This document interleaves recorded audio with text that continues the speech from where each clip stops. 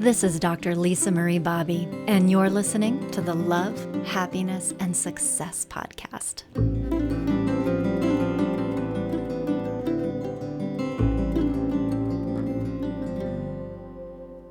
Oh, the sisters of mercy, they are not departed or gone.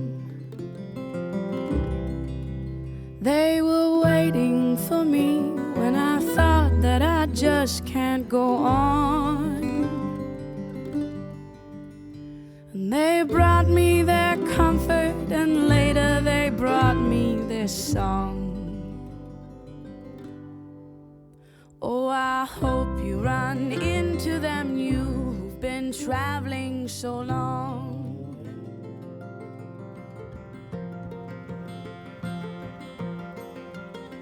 Hello, friends. We're here again on the Love, Happiness, and Success podcast. Thanks for being here.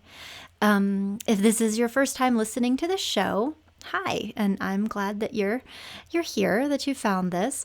Again, I'm Dr. Lisa Marie Bobby. I am the founder and clinical director of Growing Self Counseling and Coaching, which is based out of Denver, Colorado.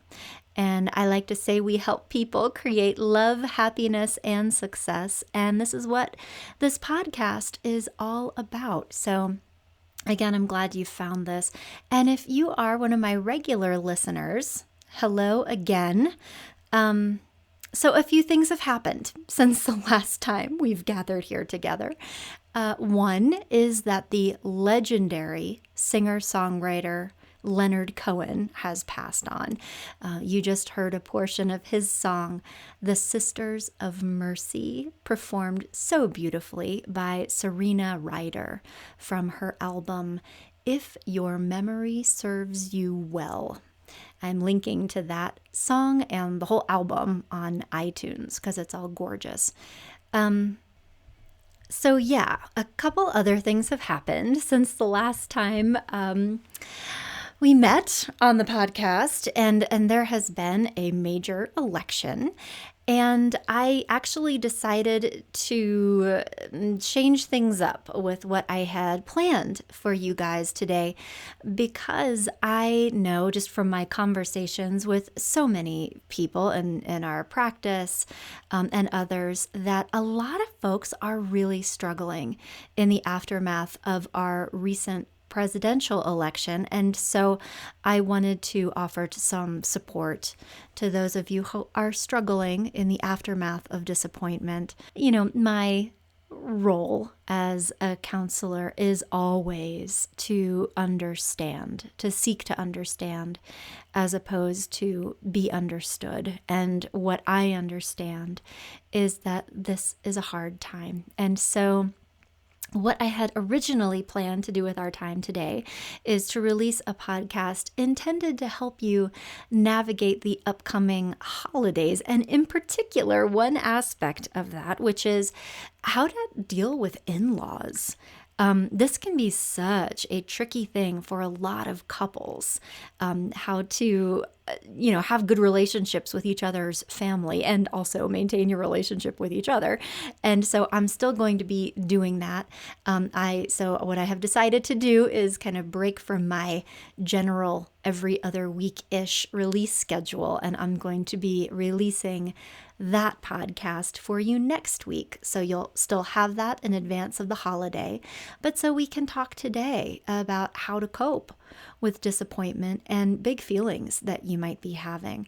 I also recognize that disappointment is a universal experience, and that this podcast is going to live on long after, the week after the election. And so, we will be speaking in general about how to cope with disappointment. And I hope that if there is something going on in your life that is different than something necessarily election related, that you will find wisdom and comfort and maybe some ideas that can help you with whatever is going on in your life too. So, a couple of quick announcements before we jump in. I do want to let you know that we have released the schedule for our next series of our Lifetime of Love relationship classes for the winter and the spring. We'll essentially be holding new classes every month in January, February, March, and April. They'll be held at our Denver location. So if you are looking for a nice, affordable alternative to maybe marriage counseling or couples therapy, or if you are going to be getting married later this year, you might look into those. More information is available on our website, growingself.com. And we're also planning a new life coaching class that I'm really excited about. And that one is going to start in January of 2017. Still hashing out the details around dates and times and locations, but I'll let you know about that as soon as they're available. And then lastly, I am in the process of putting the finishing touches on a new online program called Heal Your Broken Heart. It is intended to help those of you who might be struggling in the aftermath of a breakup or divorce negotiate the emotional parts of that. Since I wrote my book, Exaholics, Breaking Your Addiction to Your Ex-Love, I have a lot of people who get in touch with me or with us for help in moving on after a bad breakup. And while we love working with people one-on-one, in Denver or around the world through FaceTime, what is also true is that there are some people who aren't ready for or who can't quite swing, private counseling and coaching. And so this online program is 6 sessions of basically what I do with my clients in private counseling and coaching to help them address this particular issue. It's not what's in the book. It's actually what I do in practice. So I'm really excited about it. And I think that it will be a nice alternative to those of you who might be seeking guidance on how to really work through those feelings and release feelings of anger, regret, how to stop obsessing about your ex, how to finally let go of this emotionally and move on, how to resolve your ambivalence about the relationship. I mean, those are all things that really do require attention in order to move through the process. So that is going to be available to you guys in an online format. I'm really excited about that. And it should be launching in another week or 2 if I can keep myself focused. So we'll see how I do with that. But I'll give you more information once that is out. Okay, that is all my announcements. And so let's dive into our topic at hand today. How to cope with disappointment. I felt just so strongly about making this for you today because, again, I'm talking to a lot of people who are not okay with the outcome of this election, in addition to people who are, but it's showing up in a lot of ways. I've talked to people who are maybe even backsliding in their relationships, couples who are struggling under the added emotional stress of what's going on, and also other people who are just kind of struggling to make sense of their new reality and adjust because this is not what they wanted to have happen, and it did happen, and just that emotional, what does this mean? How do I deal with these feelings? And so I wanted to give you some guidance and some support. Again, with the intention really of just being helpful to people that are hurting. So let's talk about how to cope with disappointment. I am going to be giving you 3 very specific ideas that will help you deal with this emotionally and help move you to a better place if you're just kind of feeling stuck in bad feelings related to disappointment. And I am also going to be talking about one thing that is a very, very, very important what not to do when you're feeling disappointed. Because if you do this one very important thing, you're going to make it worse. And I don't want you to do that. So we're going to be talking about that too. So, first of all, let me validate you. whatever is going on in your life that has led you to want to listen to this podcast, first of all, I feel for you.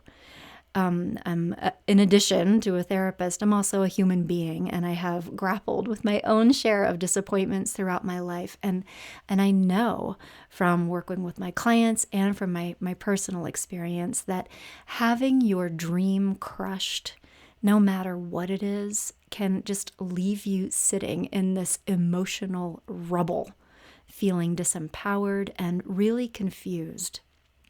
And disappointments have many, many faces. Yeah, sometimes it's causes or candidates you believe in getting creamed. But in so many different aspects of life. We do a lot of dating coaching around here, and I can't tell you how many people I've sat with who have gotten so excited about the most interesting person they've met in a long time who just ghosts out on them, and they don't know why, and they're crushed.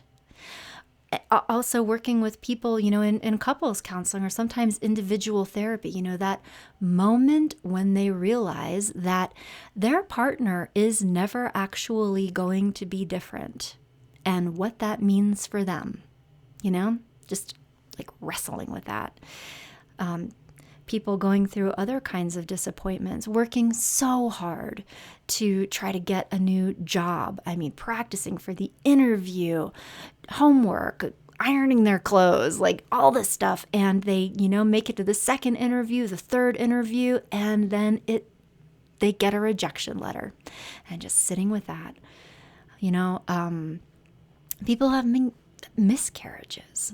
I can't tell you how many people I've sat with who have been trying to get pregnant for a long time, and they're so excited, and then it doesn't work out, and they are devastated. They're just devastated.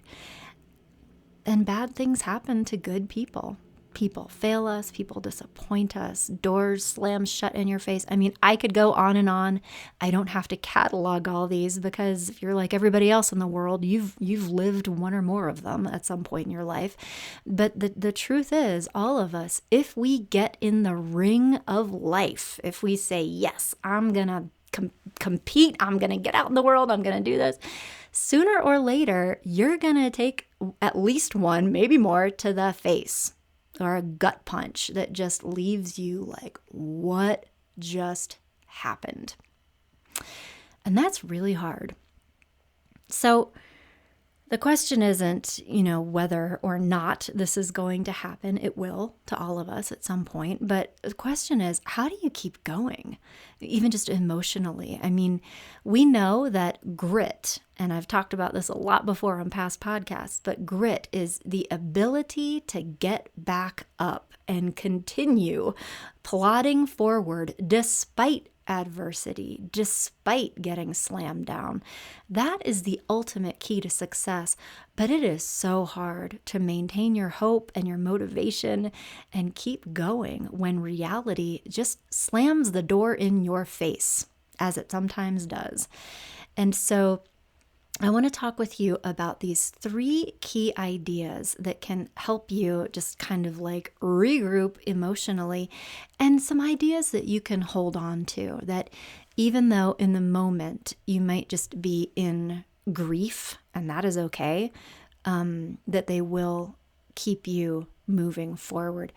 Also, quick aside, there are many kinds of losses. There are capital L losses, like when somebody dies or when, something terrible happens.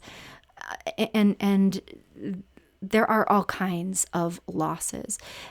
Even if, it was that you didn't get a job that you worked hard for, certainly if you had a miscarriage or a breakup, there are stages of grief that people go through that are just what happens. You cannot avoid it. But I think that understanding what is kind of natural and expected emotionally can help us just sort of orient ourselves to what's going on with me right now. Why do I feel the way I do? So quick, little refresher here. I'm sure you've heard that phrase, like the stages of grief. meaning that there are different psychological and emotional experiences that we have in the aftermath of any kind of loss, big loss, smaller loss. But they are, in general, shock, feeling like, did this just happen? What happened? Like feeling kind of disoriented, disbelief, like this couldn't have happened, something's wrong, and literally like the shock experience. And there is an unreal sort of quality to this. That is what usually happens in the immediate aftermath of a big loss. Then there are also other things that happen. And I will tell you, these don't all happen in order. There is not a linear sequence to what you should be feeling. Okay, it's been 4 days. I should be in like protest phase by now. Like that's not the way it works. So give yourself permission to be feeling whatever you need to feel and expect that you're going to be going back and forth towards all kinds of different feelings for a while. Okay, don't judge yourself for any of it. But immediately after the shock phase, many people go through a phase where they are protesting and bargaining, like, no, this can't be true. What if I do this? What if there's a recount? What if we take to the streets and protest? What if I, like almost like a magical thinking kind of quality about it. Like, how can I make this not be true? Because I don't want this to be true. And people can kind of get stuck in this phase for a little while. And then what often happens after that, sometimes around the same time, is the anger phase, where people are extremely angry about perhaps the injustice of what happened, the, kind of regrets around what happened, blaming other people can be part of this, just kind of generally being mad.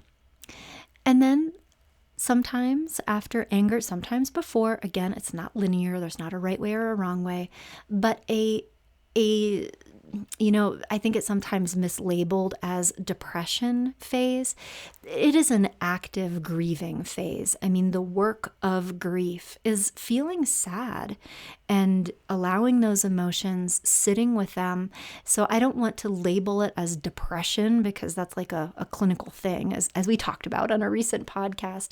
But so there is definitely a stage of grief that is just sitting with the pain of the loss. And then at some point, ideally, people begin to move into a state of acceptance. They don't have to like what happened, but they're able to kind of come to terms with the loss or with the new reality and able to come into a state of just feeling more peaceful about it, forgiving themselves, forgiving others, finding something else beyond the grief and the pain that helps them feel a new sense of hope or connection or renewal, that there is life after loss. And so I just want to say all that out loud because wherever you are in that process is normal and expected. Don't judge yourself for any of this. Don't rush yourself through any of it. If you need to stay in that stomping around and being angry phase for weeks and weeks, you go ahead and do that. This is your process and there's no right or wrong. So I wanted to provide a little bit of psychoeducation just so you know what to expect. And you can also know, if you're going through a loss with someone, like as in the case of a miscarriage or a job loss even. I mean, you're not going through that necessarily on your own. And also know that the people that you might be going through this with might be in different stages of grief. They might also be coping with this in ways that are different than the way that you are. And that is also okay. I think one of the most tragic things that we see in couples counseling is when a couple has experienced a really devastating loss together and are both, understandably going through their own very dark emotional process where they're not really able to be there for each other because they're both hurting. People can get upset with each other for the way they are experiencing grief, the way they're handling their grief, and then they start fighting with each other and feeling more distant because they're doing grief differently. And so I would also just like to just caution you, if that is part of your life experience, just something to be aware of it, and try to be compassionate with other people and with yourself. So, a little bit about grief. Grief is going to have its way with you too, by the way. We can't get away from grief. You can postpone grief. You can distract yourself away from grief. You can drink a bunch of margaritas and not think about grief for, 2 hours or whatever, but you can't get away from it. And the only way out of it is through it.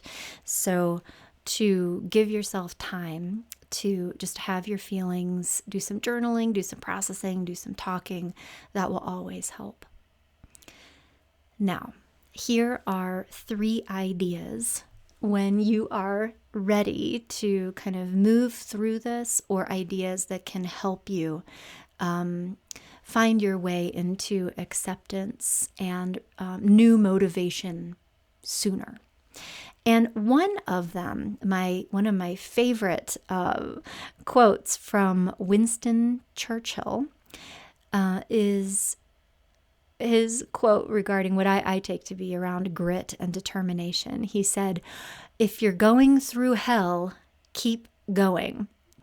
And what that means to me is, don't stay here. Don't stop here. And sometimes I think it's very natural when you've experienced a big loss or disappointment to feel really flattened and like no energy. I don't know what to do next. And yeah, take some time to pause, to grieve, to regroup. But the big idea here is that you cannot believe for a second that this is where your story ends. Just because it didn't work out this time does not mean that it can't be different next time. Just because the one job interview didn't go the way you wanted it to doesn't mean you might not have a very different experience next time. And this is an opportunity to learn from your mistakes, recalibrate your goals, maybe, and turn the page into a new chapter. So allow yourself to rest, allow yourself to grieve, but not to be scary, but, look around. Is this current reality what you want? Are you willing to accept this forever? And if you lay down and give up, if you stop trying, this is where you're going to stay. No one is coming to save any of us. That it's up to us to say, okay, this is what I have. What do I want it to be? And remember that fear is an incredibly powerful and effective motivator. If your current circumstances feel upsetting to you, allow that fear to motivate you into action as opposed to paralysis. So when you're ready, I want you to channel it into something productive. That is idea number 1. The second very important idea that is hard to do, especially in the beginning stages of a loss, is wringing every drop of knowledge and meaning and growth that you possibly can out of adversity. No one likes to hear this, but I am going to say it anyway. Negative life experiences are some of the greatest teachers we will ever meet. They give us an unparalleled opportunity to make contact with our feelings, our values, our core needs, our truth, our untapped strength. When you are just kind of skipping along and everything is easy, there are not many growth moments available. We're just kind of doing what we're doing. It is in our moments of challenge that we learn. And as uncomfortable as it is, in retrospect, I know personally, I now have Did not at the time. I now have gratitude for some of the things that I've lived through because those experiences are what grew me as a person. And I wouldn't be the person that I am today if I hadn't gone through some of those things. And so in your own situation, think about what's going on and pay attention and notice that all disappointment gives you two choices. You can fall into a vast black hole of fear and self-pity and despair. Or if you sort of notice, look around, you will also be aware that there is a spark of light and hope and a new idea in there somewhere. All adversity has a secret exit. There's an escape hatch. All right, in everything. And the sign over the door reads growth. When you walk through that door, new possibilities emerge. And they are often things that you could not have considered before. Whether it is being able to let go of resentments and expectations that you might have been harboring towards your impossible partner, and you realize this person is not going to change. You may find something new inside you that helps you find a new level of tolerance and compassion and appreciation for that person, so that even though they are not actually going to change, you might experience them differently and feel differently about them. When going through something hard, you might make contact with a previously untapped well of determination or courage. Or in order to move forward, you might find that you have to break free from some kind of self-limiting way of thinking, or you might need to allow a new idea into your life, or you might need to accept responsibility in a different way. And these things are hard. It's easy to talk about them. It's not easy to do them. But I do know that taking these opportunities that adversity offers you and using them to grow and change is your ticket to freedom. It is for all of us. And it's so hard to do this, especially in those early stages of grief. If you're feeling angry, if you're just feeling sad, don't expect yourself to be able to do this right now. It's, again, harder to do than it is to talk about. But when the time is right, it's amazing what can happen. And it's amazing the kind of transformations that can occur, even though it seems improbable and impossible to do if you're in that pit of despair. But I want you to know, I know this to be true because I have walked with so many people who are like, I'm facing a brick wall right now. I don't know what to do. And then something almost miraculous happened, some kind of shift that set them free. I've seen so many people do this. I've also lived it. Personal side note, so my husband and I, we have one son who is the best thing ever. And I love being a mother more than anything in the whole world. It is like the best thing ever. And after our son was born, we waited a reasonable interval and then started trying to have another child. And we weren't able to. And it, secondary infertility is the technical term for it, but many, many years of heartbreak and disappointment and miscarriages and fertility treatments and everything. And it's getting your hopes up and then having them dashed over and over and over again. And, I too faced that choice of, okay, do I sink into despair and depression and, my dreams for my family and my hopes for my son and just to lose all of that? Or do I, consider other opportunities? And it wasn't an easy path for me to take, but my husband and I are now foster parents. And that isn't my first choice. And it has led me to have really cool new experiences that I would not have been able to have had I not gone through this. I on my own would probably not have chosen to do this. And there are people that might be better than me that would have thought about that, just because of knowing of the plight of so many children in our world who really need someone to help them. They need homes to come into while their parents are trying to get it together.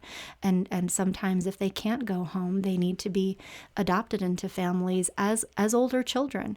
And there's a huge need for it. And I wasn't fully aware of that need before my own experiences, or I was kind of dimly aware of it, through my work. And I knew it was a thing, but I was not able to really kind of consider this and what it might mean for me and us and our lives together after having gone through that kind of disappointment. And it wasn't an easy path, but it has been profoundly meaningful for both my husband and I to be able to be of service to the world in a different way. I mean, if you've ever listened to this podcast before, it's kind of a thing for me is trying to help people. But this has opened up whole new doors, and I have had some of the coolest experiences, and I think been able to help people and help children and help families on a whole different level than I have even as a therapist. And I am now grateful for that experience, and part of me feels like maybe that was supposed to happen, and why we went through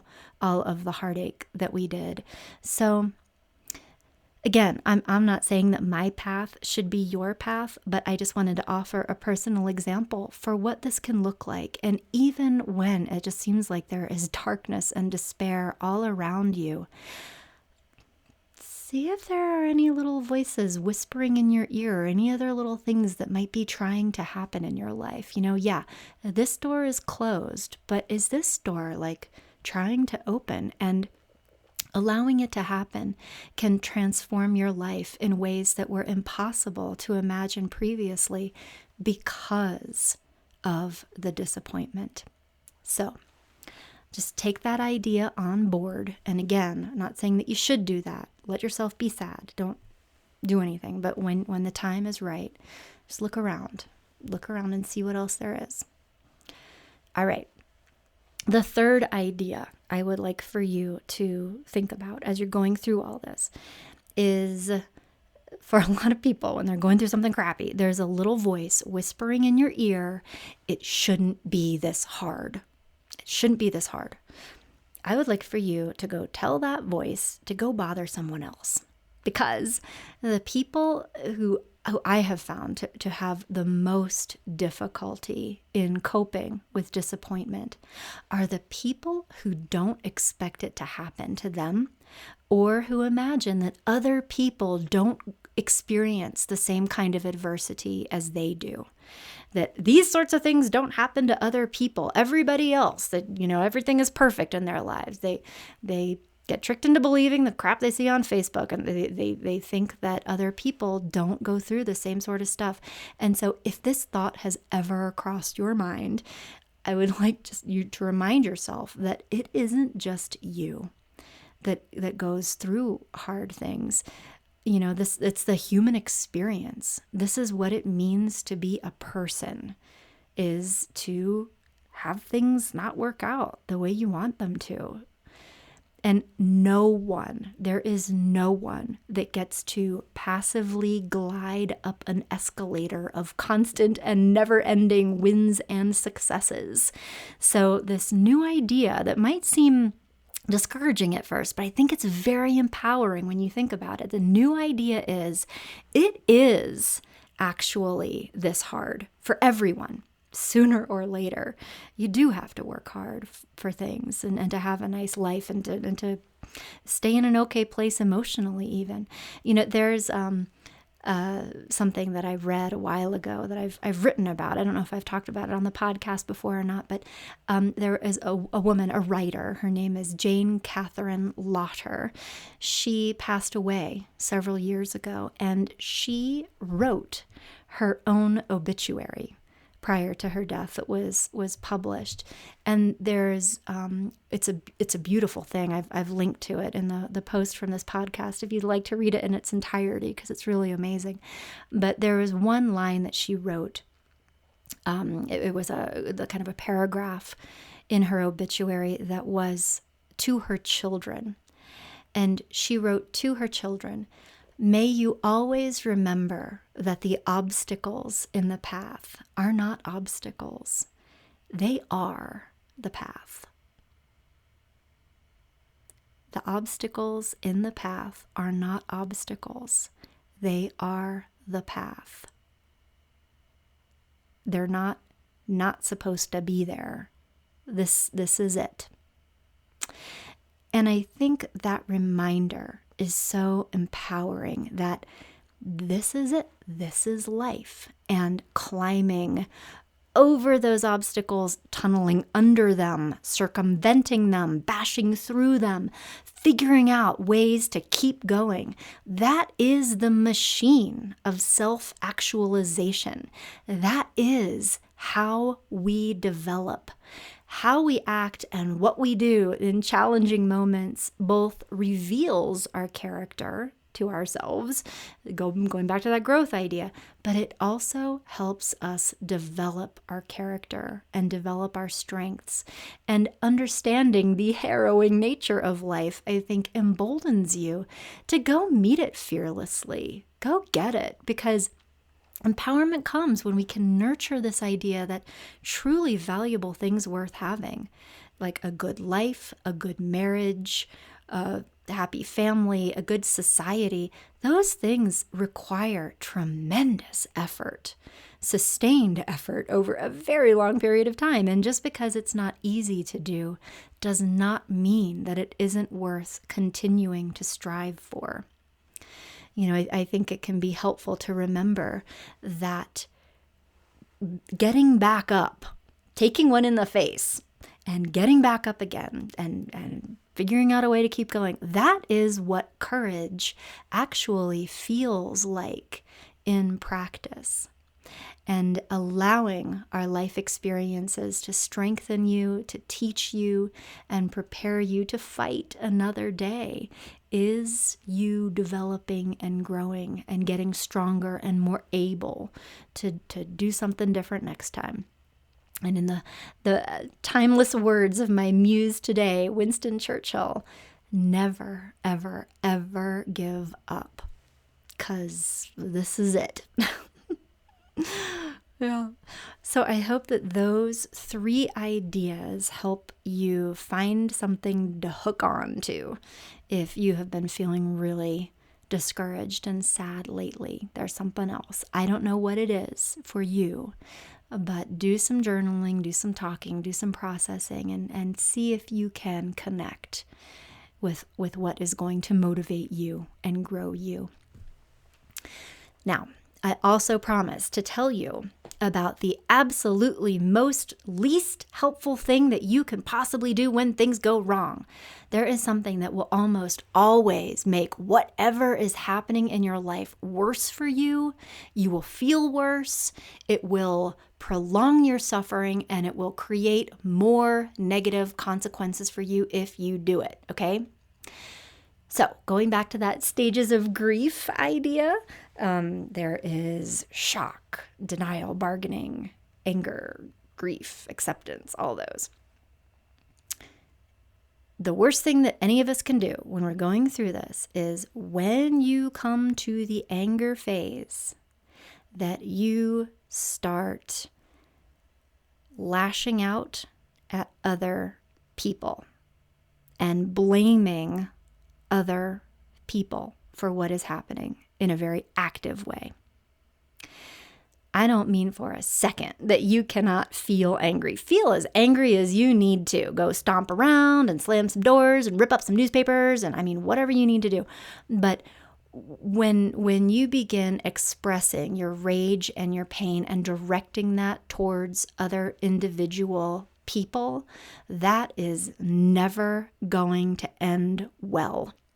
And it's very easy when we're going through a big disappointment to blame someone, blame the doctor that did something wrong, or blame your drunk Uncle Lou for voting the way he did. And, so it's not that you don't have a right to feel those feelings or try to okay, how did this happen? And I think sometimes moving through blame can be kind of like part of that process of creating a narrative for how did this happen? Okay, so that is okay.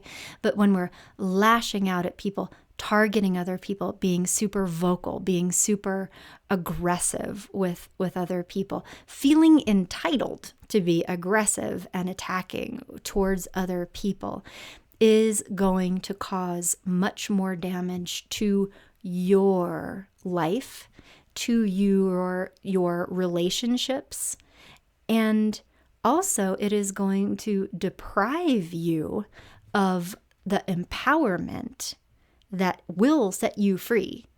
When you are so busy blaming and unloading on other people, you can't reflect on, okay, what are my growth opportunities? What did I learn from this? What do I want to do next time? I don't like this. What do I want it to be? When you are blaming someone else, you are, even not intentionally, but very literally, putting yourself in the position of being the victim. And that is not a good place for you. You will create mayhem and carnage and wars in your own life with other people, which will also create more suffering for you, but it will also keep you stuck in anger and in sadness when I think we all hope to be able to use this as a growth opportunity and eventually move into acceptance. So again, feel your feelings, be angry. You need to be angry, and give yourself permission to be angry as part of your healing process. I think that is necessary before you really can move into cultivating forgiveness and making peace with the things that happened. So I'm not saying to not feel your feelings. I am saying to not act on all of those feelings. And if you're not in a good place, and if you don't trust yourself to not, unload on someone, it's probably a better to stay low for a little while, even if it means missing Thanksgiving. I'd rather have you miss Thanksgiving than start a war that causes a schism in your family that won't be repaired for the next 10 years. We'll talk more about that on the next episode of the Love, Happiness, and Success podcast, where I'm going to be back in touch with you to give you some general advice on how to cope with in-laws, and in particular, how to cope with your in-laws this Thanksgiving if you are in a mixed family and you are part of a family that has different belief systems and opinions, just how to cope with that. But, final takeaway, a much more helpful and productive thing for you to do with anger and for you to do with fear is to channel it into something constructive. There's a ton of energy in anger and fear, so use it to make a plan, get out there and find a way to make a difference, get involved. And don't forget that at its core, anger is a very protective emotion. We felt angry and fear. They're both protective emotions, but when we feel angry or afraid, those are feelings that we have like on a biological level to protect ourselves or protect other people. Those feelings make you want to fight or they make you want to run away. So think about what you want to avoid, or who or what you want to fight for. Who or what do you want to protect? And use your anger constructively as a vehicle to help you do that, and always maintain your integrity in what you say and what you do, especially to other people. Okay.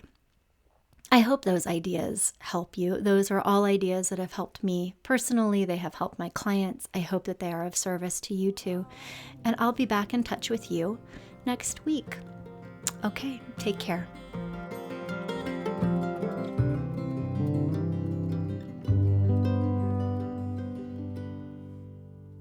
Yes, you who must leave everything that you cannot control.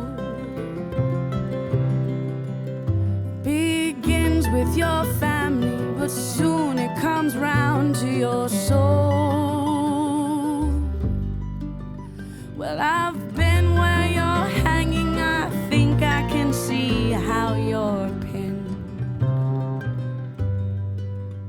When you're not feeling holy, your loneliness says that you've sinned.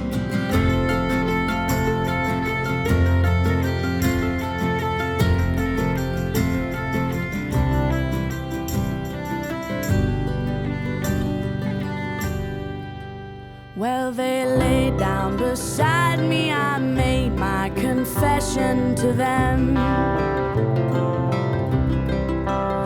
They touched both my eyes, and I touched the dew on their hand.